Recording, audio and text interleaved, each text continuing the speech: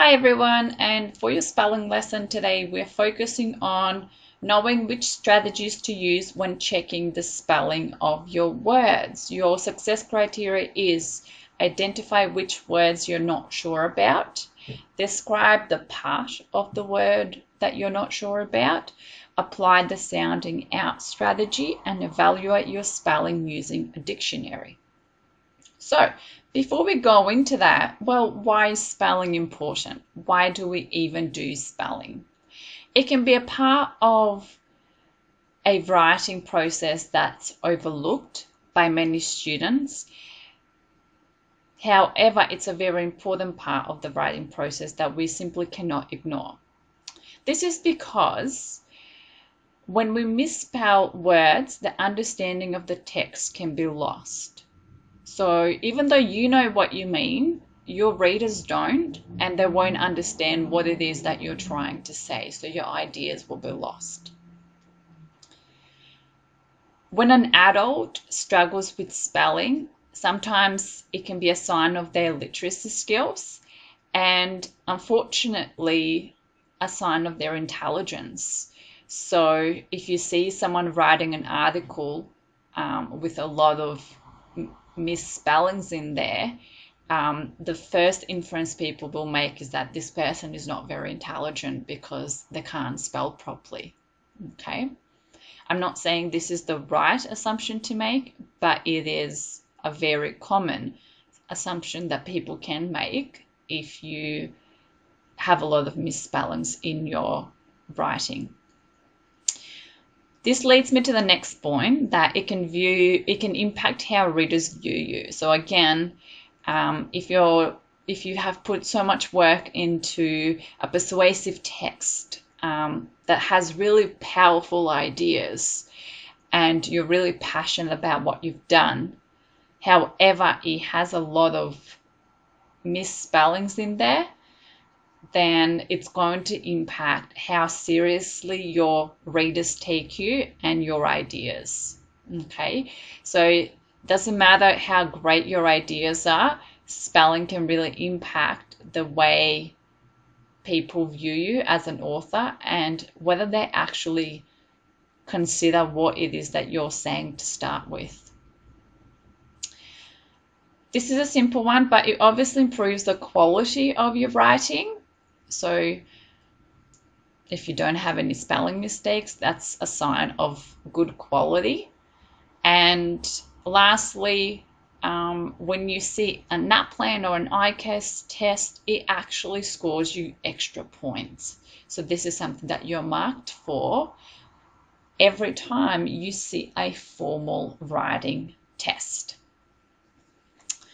So, in other words, spelling is super important and it's something you guys should not ignore, and it's something that you need to make part of your writing process. Just like we do drafting, revising, editing, spelling needs to be a very important part of your writing process. So, what I'm going to model to you now is 2 examples of how you're going to follow the success criteria to actually identify spelling mistakes. Cool. So I'm going to read this, and the way I'm going to read it is by sounding the words out. Okay, so I'm not going to read it assuming what the word should be. I'm going to actually read it the way it sounds, because this is when you will identify your spelling mistakes. If you keep reading the way you think it should be done, then you're not going to identify them. Simple as that. I love the sky just as it is. The sky is wonderful. It's just lick. I was resting on the trampoline as I was looking up the sky, and my brother disturbs me for jumping on it, like an angry cloud raining. Okay, so there were 2 words that I sounded out and it didn't sound quite right. So it's just lick, and like a angry cloud running, I would say that says. So a couple of things to think about. We know that when we have a vowel at the end of when we have E at the end of a word, it makes the vowel say its name. So the word like has an E at the end, which is why I is pronounced its name, so like.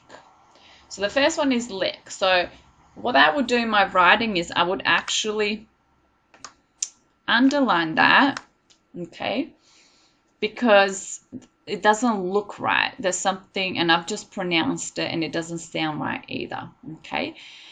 And then we've got here, so a double consonant changes the sound of the vowel. So for example, if you have just the word rain, we say the rain, okay? So I is actually pronounced as E. That's the sound it has. But when you have a double consonant, it actually changes the sound of the vowel. So it's no longer pronounced E, it's pronounced I. So it's rining, okay? Which is why the spelling of this word is now also incorrect, because that says rining.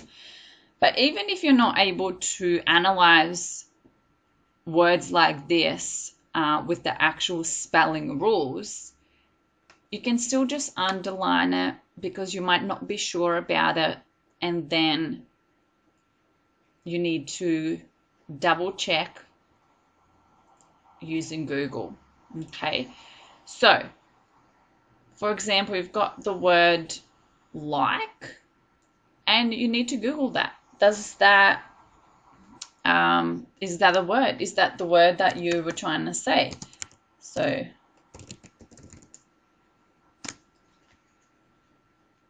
okay,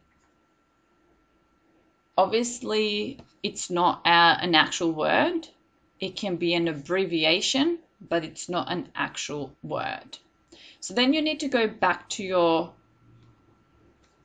writing and think, okay, how else might this be spelt? And you might take a few goes of doing the same process over and over again until you actually get to your correct word, okay? So correcting your spelling mistakes takes time. And I think sometimes we can get a little bit lazy and we just don't want to do it, okay? But it's really important that we do. All right, our second example.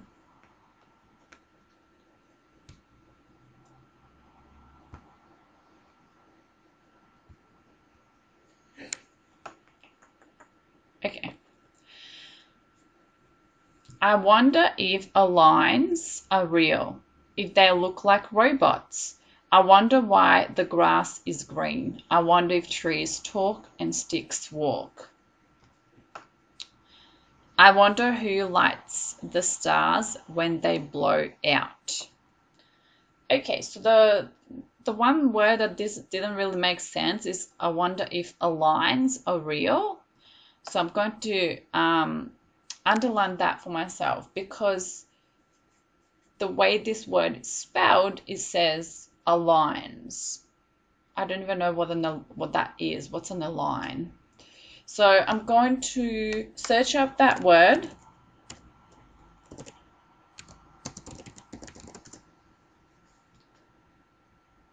And Google has actually